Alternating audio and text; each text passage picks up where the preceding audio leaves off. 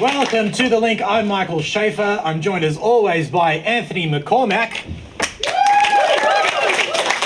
Very sassy as always. And Jacqueline Mifsud. A little bit sassy. Well, tonight is our Election Eve special. It's kind of like Christmas Eve, except tomorrow Jews get to participate too. Yay! Yay. Mazel tov.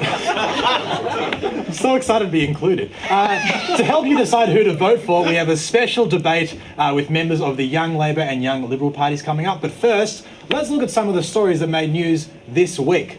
Peter Dutton has lost the all-important vote of bikie gangs. Yes, members of the Rebels bikie gang have been protesting outside his office. Never knew that Medicare was so important to bikies. Oh yeah, they love it. Well, after they break all the kneecaps, they want to make sure that they're taken care of. Absolutely. Very good. Yeah. This is great. Dutton claims the Labor Party has been infiltrated by bikies. He said if the Labor Party has been infiltrated by these bikies and its highest ranks are involved in this campaign, this is a serious leadership issue with Bill Shorten.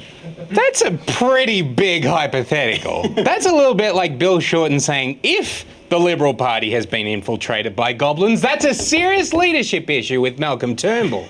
Yeah, you can't just say if and then say something slanderous, do you know what I mean? I can't be like, hey, if Peter Dutton is a premature ejaculator, not saying he is, that would be a serious issue for him and his wife. If that were the case, we're not saying he is, but he might be. And he might need help. He presumes that anyone who dislikes him must have infiltrated the Labor Party. He probably thinks that the Labor Party have infiltrated asylum seekers, first home buyers, and anyone earning less than $80,000. Absolutely. Can you imagine if he goes home and Mrs. Dutton has the bags packed? Oh, it's another man, isn't it? Or worse, it's the Labor Party. It's always the Labor Party. You're slutting around. I shouldn't have said that. How exactly? No, keep going. How exactly would bikies infiltrate Labor? Would they just put on little red ties and just say working families, just hope no one notices they're bikies? Well, Dutton claims that senior members within the Labor administration are standing side by side with motorcycle gang members. And as the Liberals know, if you're standing side by side with protesters, you're always endorsing them. That's just a fact. We always knew that. Come to think of it, I think Labor has been infiltrated. Did you see their launch party last week? Well, I actually had a look at Labor's 100 positive policies, and some of them are a little bit troubling. One of their policies on their website is free leather jackets and face tattoos. That's suspicious, isn't it? I thought that was weird when I read their other policy, which is tax deductions for meth labs. Yeah. Well, it also explains why they changed their slogan to "Let freedom ride," standing up for traffickers and manufacturers. Cowabunga. I love Bill's face tattoo in that one too. But just when you thought the plot couldn't get any thicker, Malcolm Turnbull has been seen wearing this leather jacket. Wait, you mean the bikies have infiltrated the Liberals too?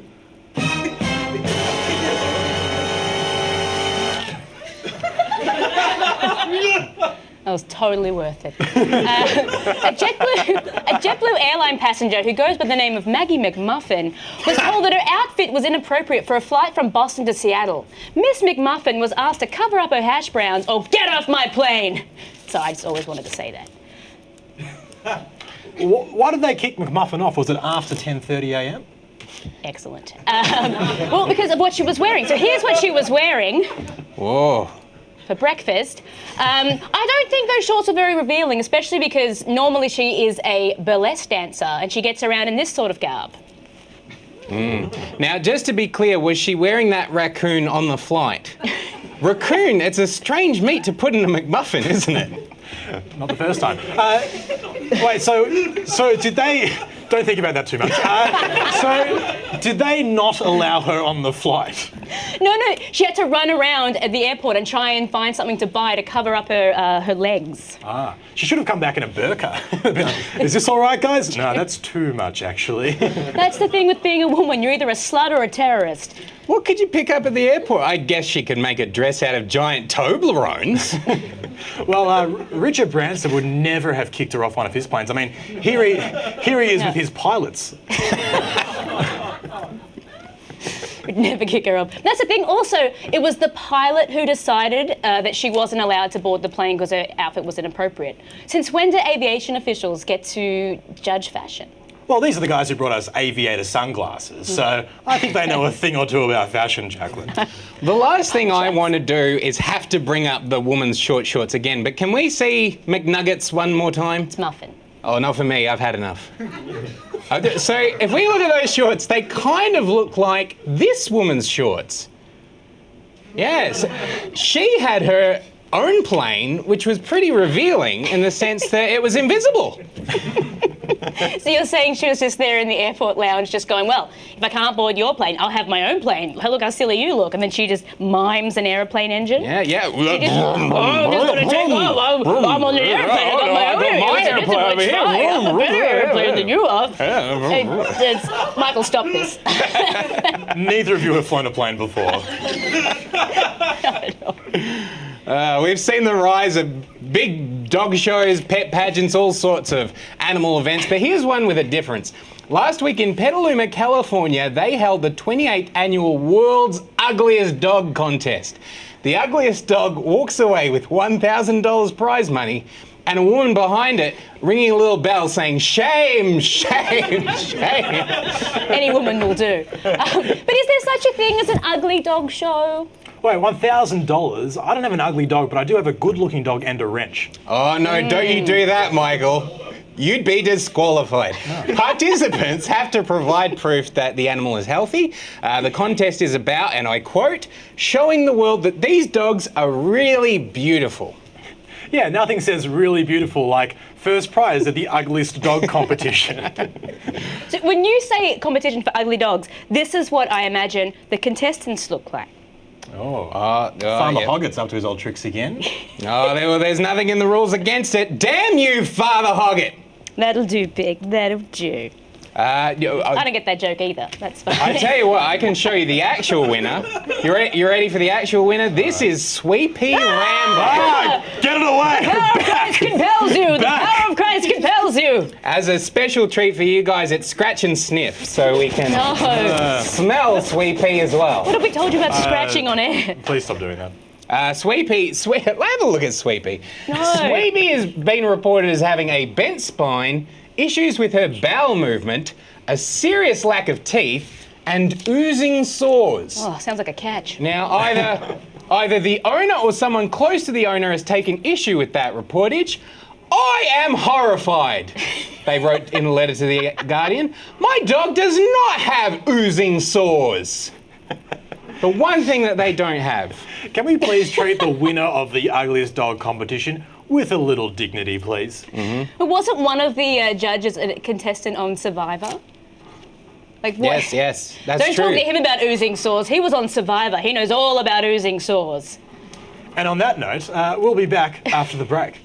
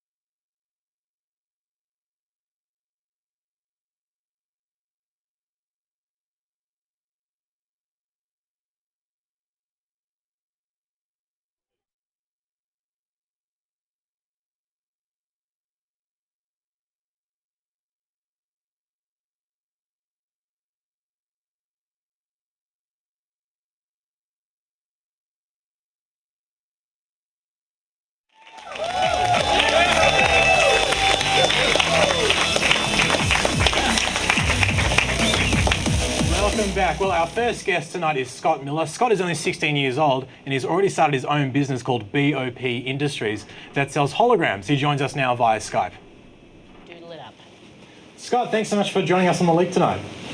No worries. Thanks for having me, guys. Now, Scott, we're going to start off with a very, very tough question. How do we know that you're not a hologram right now? Yeah, Scott.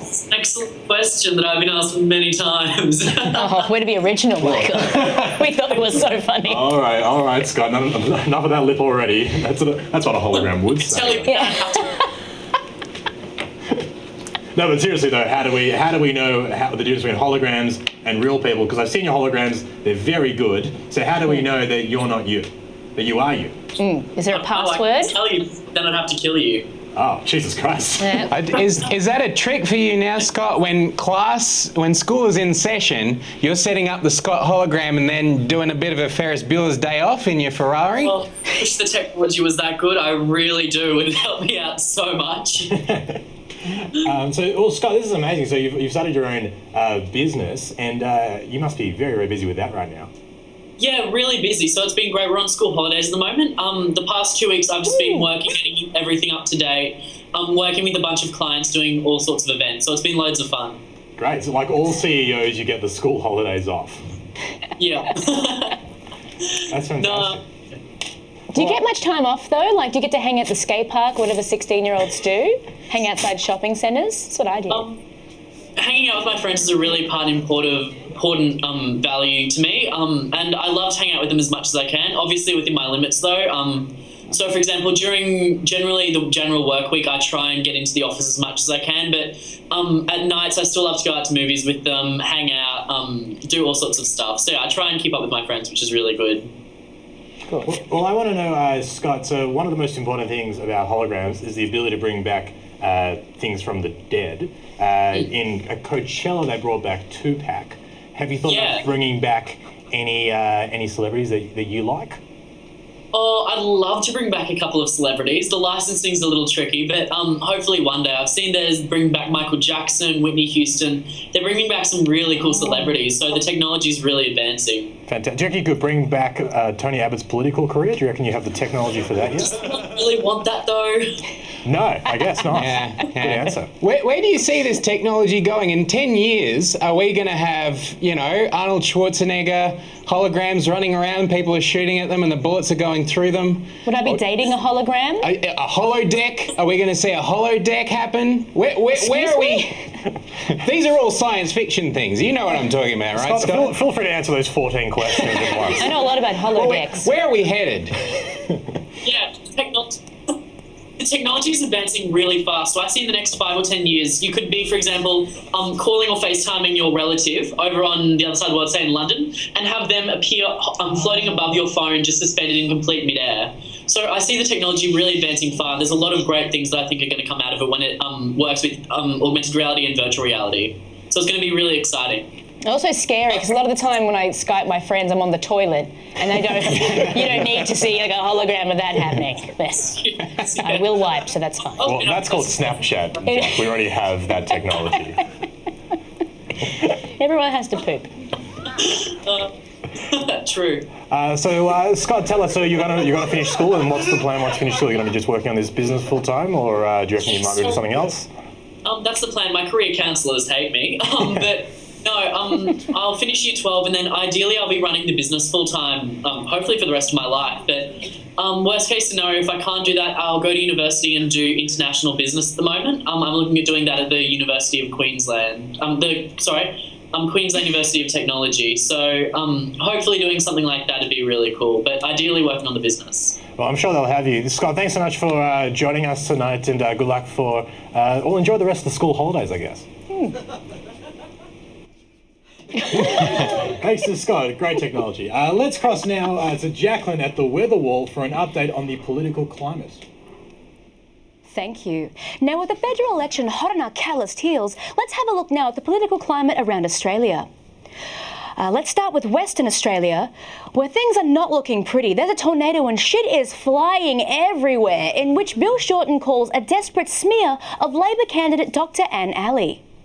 Julie Bishop brought on some hot winds of her own by asking Ali to explain her actions in regard to the sentencing of a suspected terrorist. We jump across now to the Northern Territory. Now, we've had some icy winds blow up from the south as the coalition has criticised Olympic gold medalist Nova Peris for leaving politics and accused her of abandoning her constituents. There's been a lot of ground fog as she's been replaced by Melandari McCarthy, who isn't enrolled in the Northern Territory. That fog has since lifted to a light mist, and now it's just a moderate risk of thunderstorms, which could just be a chorus of confused mumbles. Let's slide over to Queensland as we see human smog cloud Bob Katter experience a flash flood of information by releasing an ad campaign in which he shoots 2 people the very same week as the Orlando shooting. This created a subtropical shitstorm between Katter and President David Koch. You didn't know that there was a shooting in Orlando. I repeat to you that I get in every night at midnight, and with all due respects, I watch a movie if I switch the television on. Not that I do. Oh, and I do not come on. read the newspapers. I haven't read the newspapers in ages. Oh, But- come on. A severe weather warning in New South Wales as heavy smoke cloud and black haze hangs over Sydney, a result of Paul Keating doing some backburning as he declared that the Labor Party is more green than they are. Through the fire and brimstone, he announced, quote, "They are a bunch of opportunists and trots hiding behind a gum tree pretending that they're the Labor Party. This haze is set to remain at least until the election." Strong winds are creeping in as the Sex Party's low-pressure trough blows a humid cloud towards Canberra after having their signs censored. However, it's unlikely to affect moisture levels in our nation's capital due to the fact that the Sex Party can't penetrate Parliament. And in Victoria, the state government is all sunshine and rainbows, with Daniel Andrews aiming for zero greenhouse emissions by 2050. He also attended a marriage equality rally. Hopefully this issue will be resolved much sooner. Polling in Tasmania suggests a high in enthusiasm for Jackie Lambie and the Jackie Lambie Network, with widespread concerns for their Senate seats amongst the major parties. Before heading out on Saturday, locals are advised to rug up in a big package and heaps of cash. And finally, we visit South Australia as it braces itself for a pokies drought as curious centrist Nick Xenophon rips through the southern region and destroys all machines. He's gaining momentum as Supreme Commander of South Australia and is set to take over Christopher Pyne's seat of Sturt. Well, that's it for this week's political forecast. Back to you and me in the studio.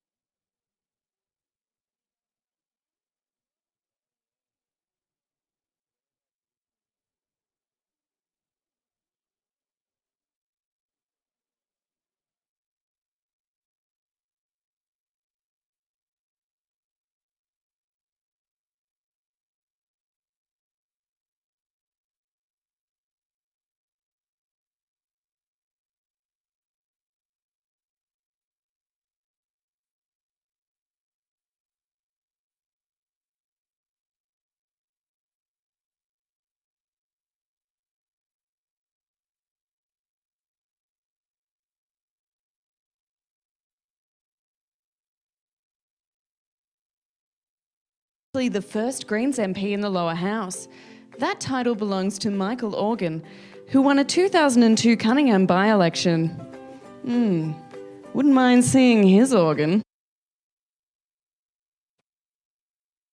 And did you know that despite what many Australians believe, freedom of speech is not protected by the Bill of Rights in our Constitution? Mainly because there is no Bill of Rights in our Constitution. But this might actually be a good thing. I mean, just look what the Bill of Rights has done for America. You know, it's double dissolution, not double disillusion. You know, the Australian Senate chamber is the only place in Australia where the exit signs are red because the familiar green we're all so used to would clash with the colouring. When the revolution comes and the parliament burns, these senators will be the first with their backs up against the wall because they won't be able to see the exit signs. It's just not safe. It's a common misconception that Peter Dutton is actually a particularly dim-witted potato. Well, how many dim-witted potatoes do you know who've gone on to be immigration minister? I think he's a great potato.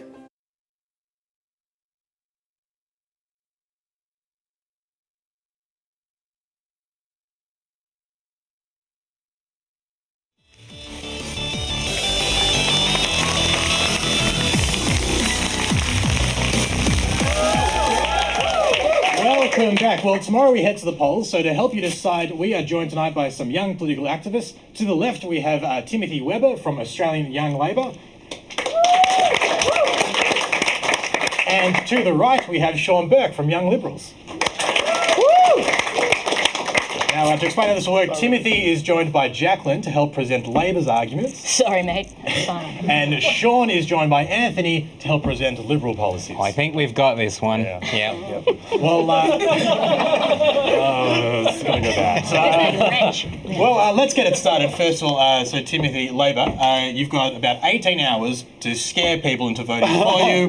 What is your next scare campaign going to be to get those last few votes? Malcolm Turnbull could continue to be Prime Minister in 2 days' time. Terrifying. Yeah, Jack? he's going to wear a weird hat. Absolutely Like, real terrifying. weird. Is that something that scares you, that Malcolm Turnbull being the leader of your party? Oh, I think what scares me is more years of debt under Labor. I think that's what scares everyone, you know. Got to think of the future kids, future generations, and just more debt under Labor. Does that keep you up at night, Anthony? Debt under Labor? Oh, it does. Absolutely. Malcolm Turnbull is the only thing that puts me to sleep.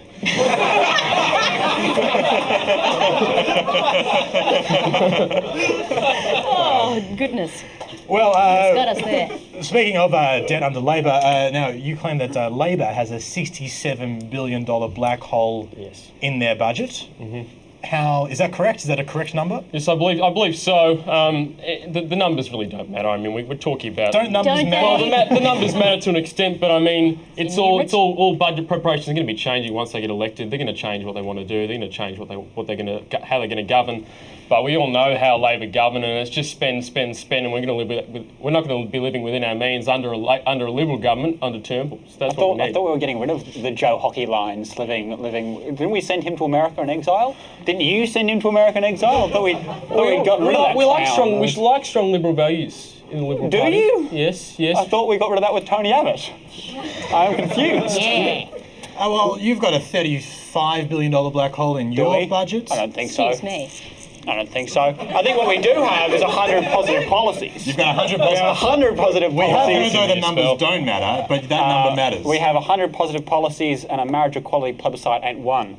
That's the first one. This is. Good work. Thank you. Can I get a high five? Yeah, you I can get a can. medium. Well, I want to ask you more about those policies. One of your policies is lower admissions for Questacon.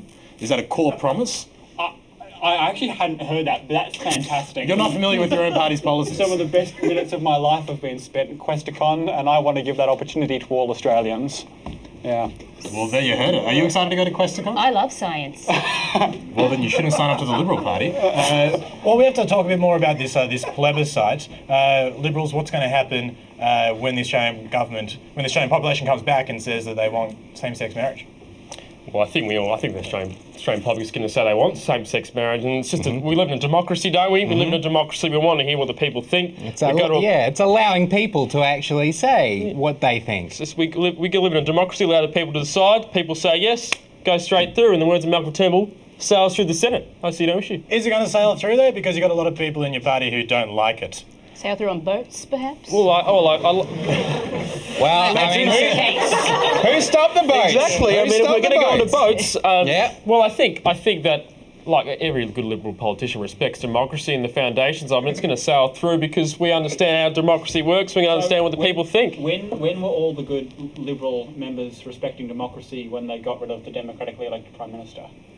Oh, I'm sorry. I'm sorry. I'm It hearing- sounded like Labor asking us about getting rid of a democratically elected Prime Minister. Oh, well. Well, at least they're consistent. They've done it twice. You've only done it once. That's true. That's true. You've got us covered. We've got some catching up to do. Yeah, get some consistency there, guys. No, but seriously, on the same-sex marriage, though, Yes. Labor's been supporting same-sex marriage for quite a while now. Yes. Why is that? Is that to try and differentiate yourself from the Liberals, because otherwise you're so similar? I think it's really to differentiate ourselves between the Greens, because we're a real progressive party and they're not. They're not progressive? No. Well, Labor's not just going to create and make marriage equality a reality. It's going to be the first act of Parliament under a Labor government. It's going to be the first act of So Parliament marriage, under a Labor government. marriage equality will be the first in the new Parliament. It'll be the first But the first act thing of legislation. you guys get done. Yeah. And but why is it so important to Bill Shorten to get same-sex marriage through? Because he didn't support it for quite a long time. He did, well, No, well, most Australians didn't support it for quite a long time, and I think it's Not this guy. Sorry. Please keep going. Well, I think I haven't said anything for a while. Okay, well, we need to talk a little bit more about what we're going to talk about. Oh, this is what we're going to talk about, housing affordability. Now, Liberals, you guys are going to keep things as is. You're going to keep the negative gearing. Yep. And why are you going to keep negative gearing? Well, I think the reason is that we want to be protecting people who use it, and the facts are 2/3 of Australians who earn $2/3 of Australians who earn under $80,000 a year, like teachers, nurses, use negatively geared have negatively geared houses for their own benefits. We've got to protect those sort of people. Also, if we get rid of negative gearing, we're going to crash the whole housing market. We don't want another crash to the economy. We want to keep it stable, and if we keep it under the Liberal government, it's going to keep stable rather than just trashing it like Labor will. But how are young people going to get into the housing market? Because right now they can't. Do you suggest that they start selling meth? That's probably the best way to earn money at this point, isn't it? I think your choice, Michael, is between houses that everyone wants but no one can afford. Good. Or houses that everyone can get but no one wants. And I think that's a more terrible system. Like mud huts, igloos. Do you think that's a more terrible system? To be honest, I wasn't listening. I Okay, well, something else that we have to talk about tonight is asylum seekers, which has already been touched on a little bit. Now, Barnaby Joyce claimed that asylum seekers coming to Australia from Indonesia was linked to live animal export. Yes, well, in the Liberal Party, we like to just sort of put Barnaby Joyce aside, but he's not one of us per se. But he is the deputy PM. But he is a national. He's a national. He was the prime minister for like a weekend. Yes, and it's a scary option. We don't like to talk about it, but he is. But he's in your party. He's in the coalition. Yep. He's in the coalition. He's in the so coalition. we have to respect what he says. Yeah, I guess. But I think there are a lot of issues.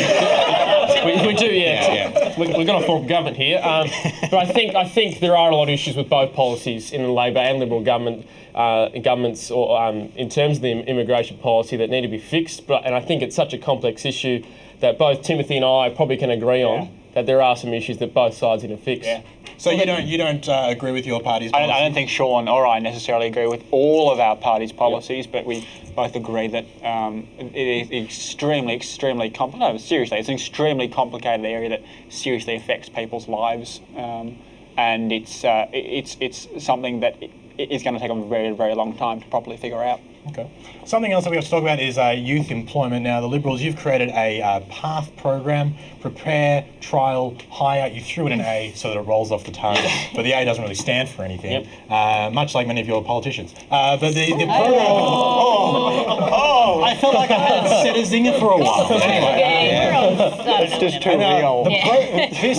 Just seriously though, Robert, this program allows for people on Centrelink to earn $4 an hour, which is not a lot of money. Yes. Wouldn't slavery have been cheaper? I think so. You'll have to ask Richard Di Natale about that one. Oh yeah, because of his au pair. Yeah, the two of them. Yeah. No one knows about that. Anyway, but what do you think of that policy? Is that going to just kind of like allow for young people to be exploited who want to get into the market? Well, I think youth unemployment is an issue. It's almost impossible to fix. I mean, you can't just almost give people jobs. I think the PATH program they put together is, although it has some issues, it is giving people an incentive to work, giving people options, giving young people the opportunity to build their skills. And I feel like it's more important they build those skills early on rather than getting that pay packet, that they'll get further down the line. It's more about those skills, and I think that's what the PATH offers for young people. We've got to wrap this up. People are going to go to vote tomorrow, or most people will. What is your final message to people to get them over the line? If you ever want to afford a house, if you don't want Tony Abbott to be a minister within 6 months, if you believe that marriage equality should be a reality for all Australians, vote Labor. Well said. Sean? Well, I think for me it's simple. I've said it before. If you want no debt, if you want affordability for your kids, if you want for future generations to actually live a fulfilling life, you vote Liberal. You don't vote Labor. You don't want more debt and more chaos like we've seen previously. And more kids. You don't want that. No? Okay. A vote for Liberal is a vote for no children. Please, thanks very much to Sean Burke for joining us tonight and Timothy Webber. Good night. Beautiful. We will see you after the break.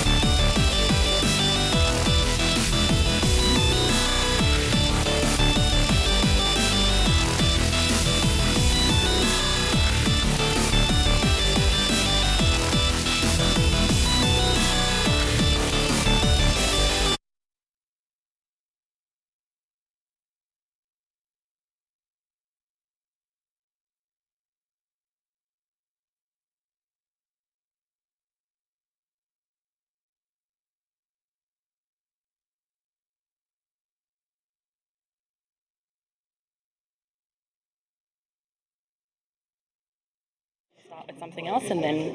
Oh, yeah, okay. Later.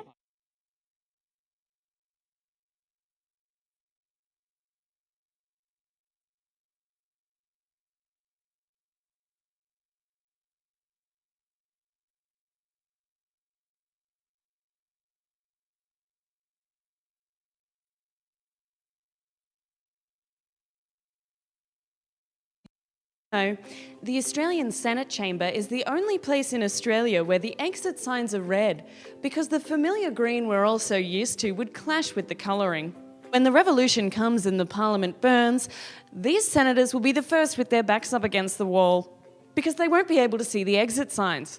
It's just not safe.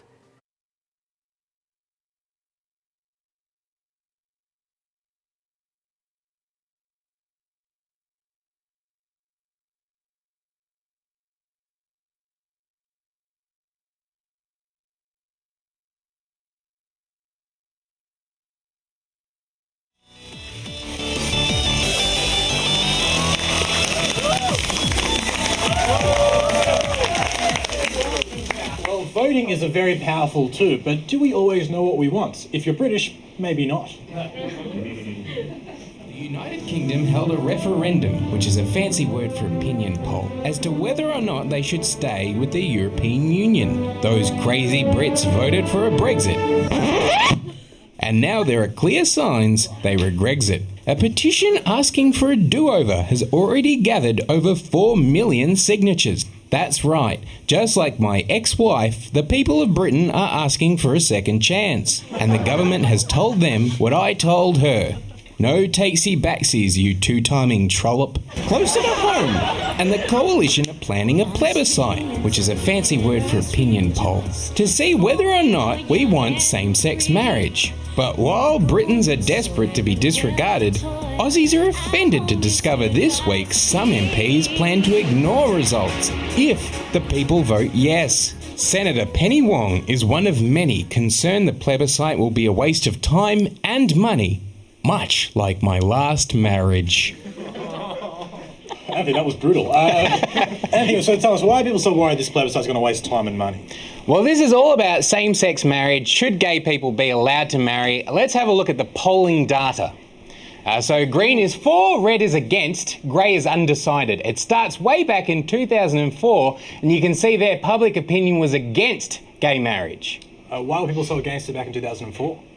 I had a closer look, Mm-hmm. and in 2004, on the top of the ARIA charts was Shannon Knowles' What About Me?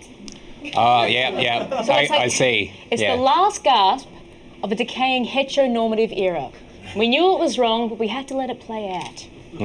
Well, since then, since 2004, support for gay marriage has only grown. Look at that green line. That's not there. There it is. Look at that green line. It's only grown. Yeah, but there's a blip in December 2011. What happened there? I can answer that too, Michael. Thanks for asking. Riding to top spot in December 2011 is Twilight's Breaking Dawn Part 1.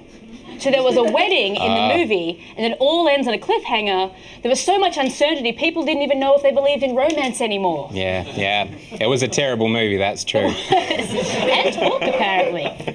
So by the time Breaking Dawn 2 comes out in 2012, everything works out fine, and people can relax again. So we knew Twilight was wrong, but we had to let it play out.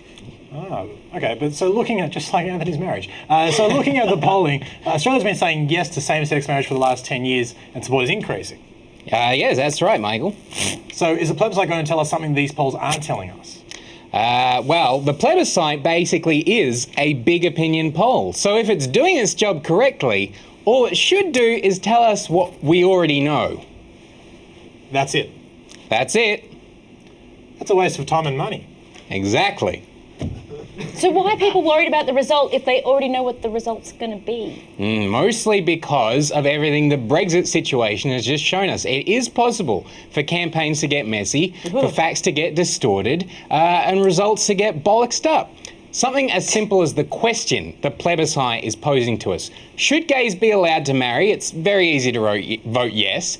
But what if the question becomes, are you the kind of disgusting person who wants to force gays to marry?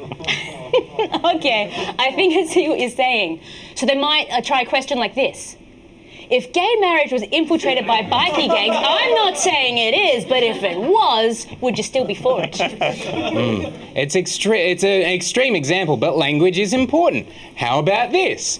Do you not think gay marriage isn't not uncool? Yes for no or no for yes? Yes for no, yes for no! Well, of course you'd vote for that, Jacqueline. You lefto pinko como. That was harsh. Thanks for clarifying that, Anthony. Well, this week our special correspondent Nick Kappa looked into the Australian tradition of donkey voting. It's election time this weekend, and there is a big issue on everybody's minds. That's right, the votes that come from people who couldn't be bothered voting. A donkey voter is someone who ranks the candidates based on the way that they appear on the ballot paper. So if you've got 4 boxes, just goes 1, 2, 3, 4, right? Simple as. This is a common problem in Australia, mostly because voting is mandatory. In most countries, voting is voluntary, except for North Korea, where voting is not only mandatory, but the candidates are mandatory as well. The history of donkey voting has always been an interesting one. Prior to 1984, they didn't have the name of the political party on the ballot paper. They had the name of the candidate. So what the parties would do, they would elect a candidate based on if their name began with a letter early in the alphabet. This was in order to secure a high position on the voting slip. But that's why prior to 1984, all of our prime ministers were named Aaron or were aardvarks. Donkey voting has been around since Simpson and his donkey. In fact, Simpson's donkey was the first donkey to vote, as it was tired of fighting. There are a lot of reasons why people donkey vote. They say that they don't like voting, or maybe that they don't like the candidates. Some other people say ignorance, that they don't know how the voting system works. If you're that ignorant that you don't know how to put numbers into boxes, then you should climb into a bin and it should be set on fire. In 2015, the government trialled these robots to kill all donkey voters. But these killing machines were defeated using such high-tech devices as banana peels and cardboard tubing. Like my first sexual encounter on a P&O cruise, donkey voting is bad and it's overrated. Why, you ask? Because Because, believe it or not, your vote is worth something. Each time a party gets first preference, they get $2.48 from the government. This money helps them with future campaigns and helps create new parties and helps them be competitive in future elections. The first party on the ballot paper this year is the Darren Hinch Justice Party. So, for the sake of last week's show, I'm not going to say anything, but be my guest. So how can we avoid donkey voting? Maybe we should put all the ballot boxes so there's no beginning and no end. Maybe put them in some kind of circular motion so it's got like a circle of life. Or maybe we should turn the ballot paper into some kind of 3D puzzle. So you have to have a little bit of intelligence before you do it. Like a Rubik's Cube. So, what other options are there besides donkey voting if you don't want to vote, right? Well, look, if you're really against voting, all you have to do is not put numbers in the boxes, or just draw a picture on it, or leave them blank. This counts as an informal vote, and none of the parties get paid. Or, what you could do is just do some research. Pick up a newspaper. Actually, don't pick up a newspaper. Just do some research on what you think is the best party for you. It'll take 5 minutes. That's nearly the amount of time it took me to have my first sexual encounter on a P&O cruise. Anyway, see you later, guys. Nick Capper, signing off. We're going to get all the stickers off this thing.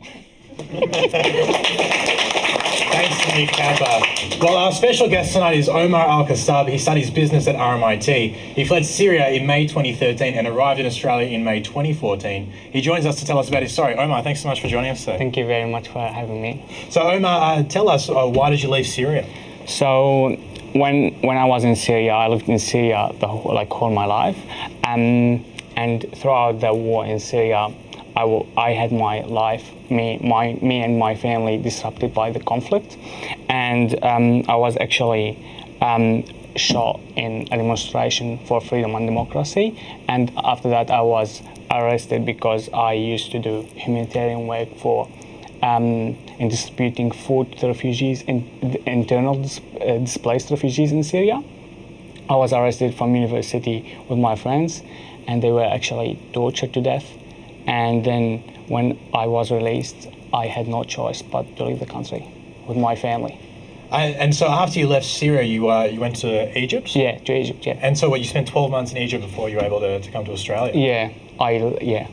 And what were those 12 months? So when I left to Egypt, actually,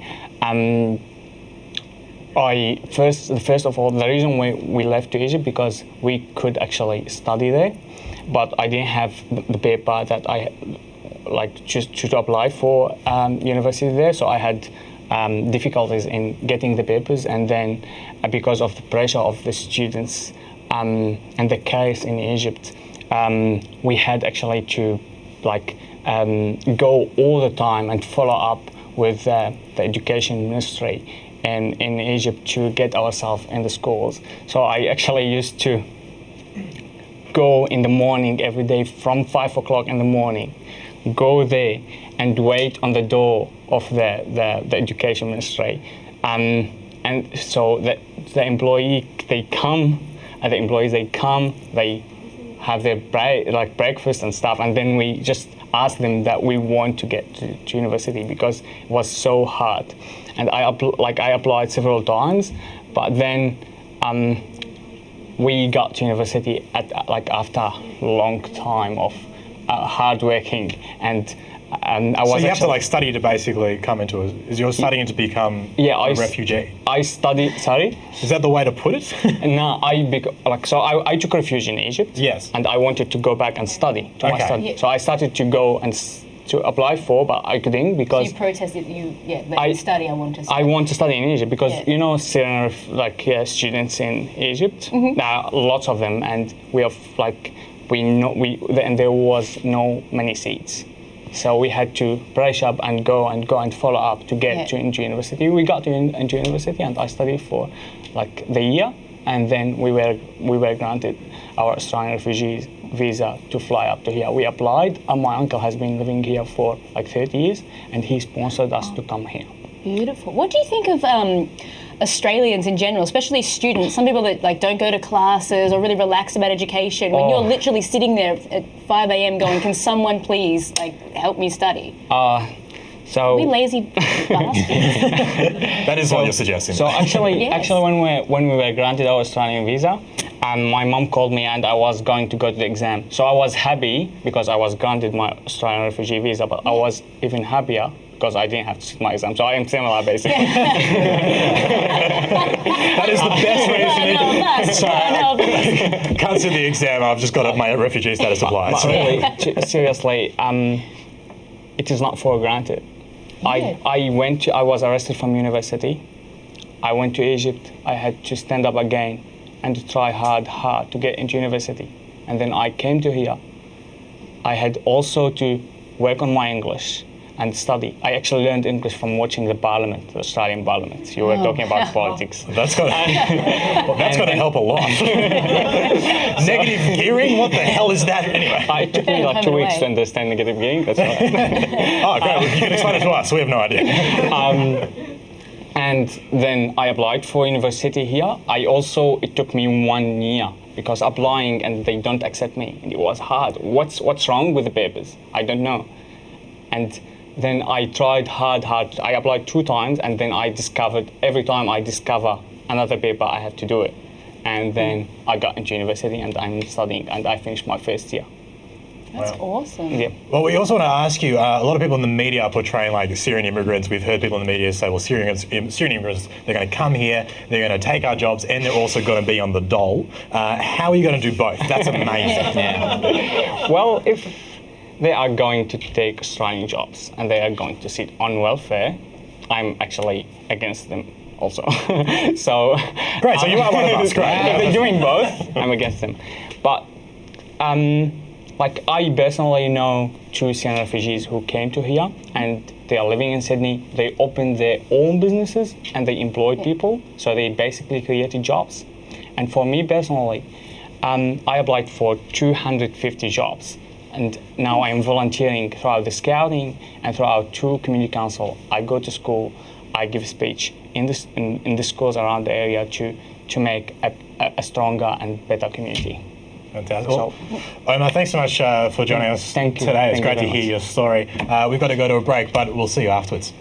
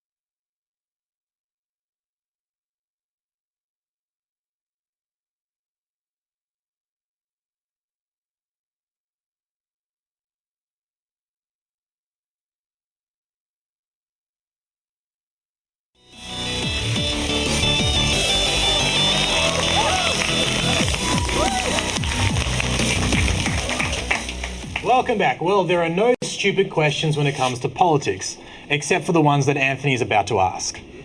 Still don't know who Robert Menzies is. You know, you can be forgiven for thinking there are three major parties in Australian politics right now. The Greens, the Labor Party and the Coalition.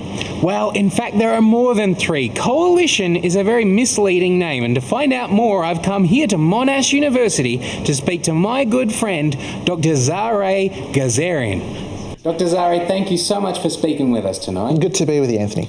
So, if you're new to politics, this might come as a surprise to you that the Coalition is actually two parties. Yes, you're right. It's two separate parties. Liberal plus National gives us the Coalition. So the National Party is actually the older party of the two, but it gets a much smaller representation in Parliament. So it's the junior coalition partner.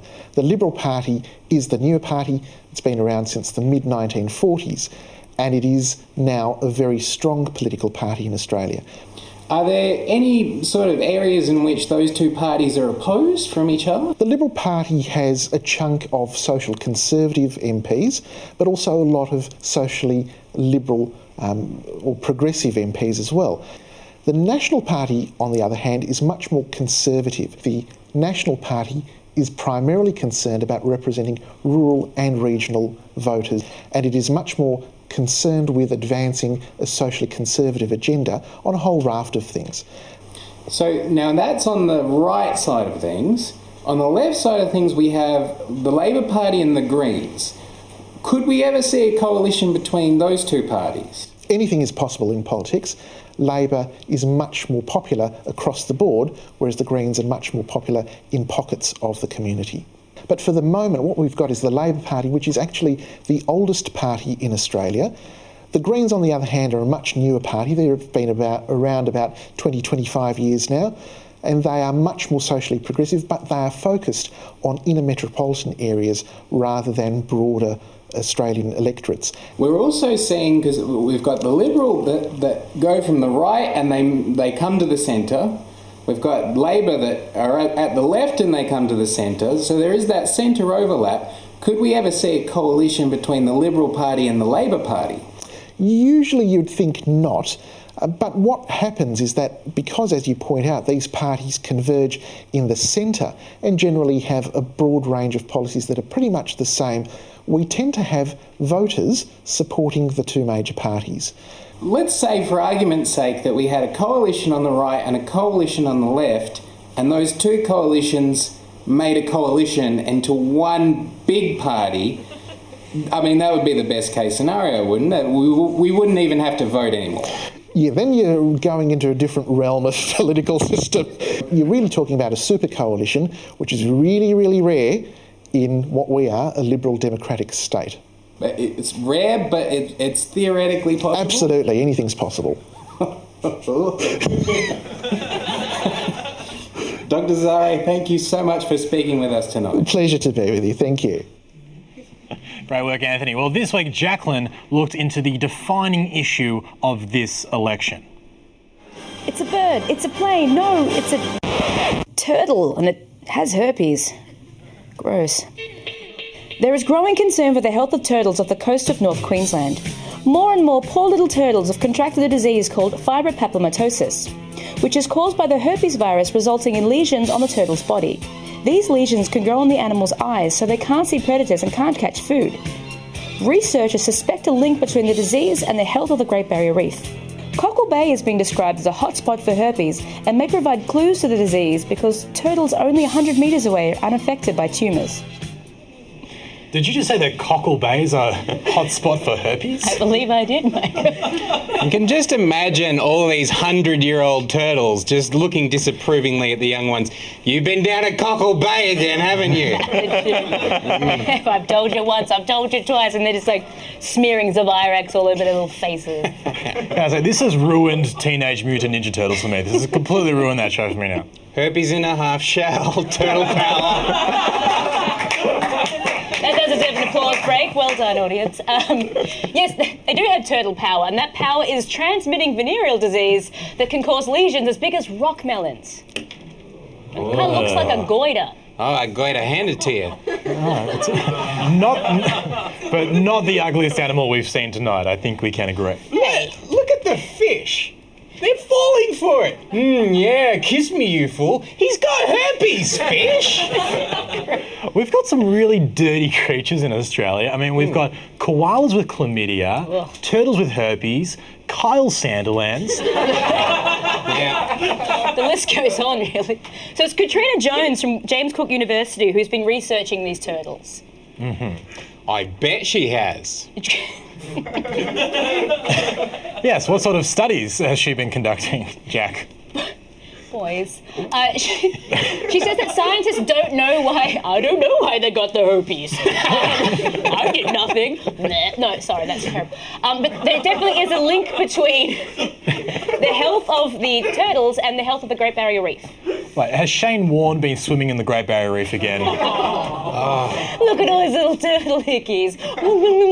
Look at the kisses the turtles are falling for it. Turtles?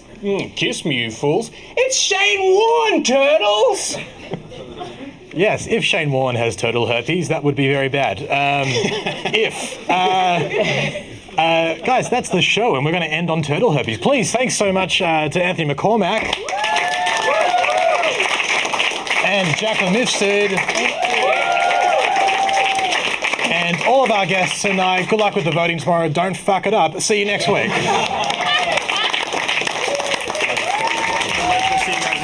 But wait a second, Michael. What if our beautiful, lovely viewers want to watch some of our past episodes? Anthony, that's impossible. They're in the past. How can that be done? I thought you'd say that, but it is possible. You just jump on YouTube, you search The Leak.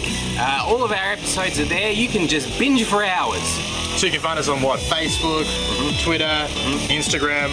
At The Leak Live. Fantastic. Don't look us up on Grindr. Very, very different show. Yeah, no, different guy. No, neither of us. Neither of us. No, Go home. nice guy. We'll see you next week. See you then.